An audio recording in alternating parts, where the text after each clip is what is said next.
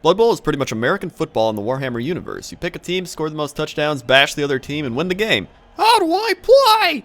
Blood Bowl can seem complicated, but once you learn it, it's not that difficult. Each team is composed of blockers, blitzers, and playmakers. Just like actual American football, you have the guys that battle on the line, the passers, the catchers, and the defensive players trying to blitz or cause turnovers. Now let's go over the stats that determine which players fit which positions. MA has movement allowance and tells you how many squares your players can move in a turn. Ball carriers generally have the highest movement allowance for obvious reasons. You can move a couple additional squares, called go for it squares, and roll a die to determine if you make it. Roll anything but a 1 and you do, but roll a 1 and you fall, risking injury and causing a turnover. Strength is primarily for blocking and will dictate your dice roll against a player.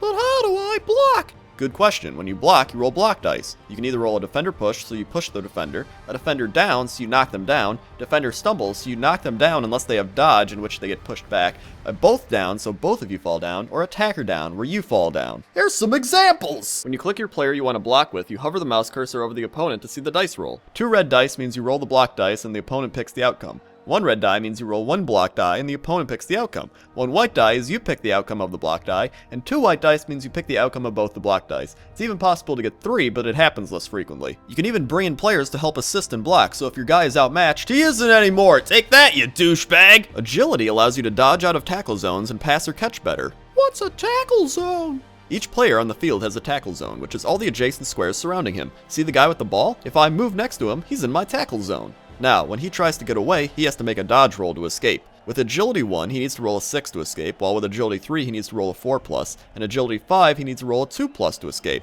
Anytime you move away from, or into a tackle zone, you need to make a dodge roll. Fail that roll, and it's a turnover. However, it's possible to buy rerolls that let you reroll the dice in hopes of getting a better outcome. They are limited though, so use them wisely. AV is armor value and protects your players from injury. Every time your player is knocked down, 2d6s are rolled, called the armor roll, to determine if your player's armor breaks based on their armor value. If it is, then you roll an injury roll to see whether your player is just stunned, so they spend 2 turns down, knocked out, so they have to leave and sit on the bench, or the worst possible outcome, a casualty that badly hurts your player, ranging from missing just the game you're in to, well, death.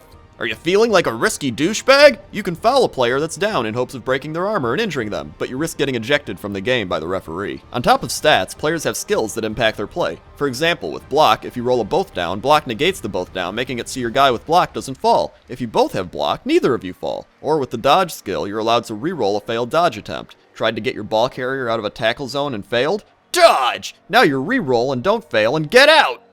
Possibly. And that's the basics of Blood Bowl in 3 minutes. There's more to learn, but this is a good starting foundation. I'm gonna be the best Blood Bowl player ever!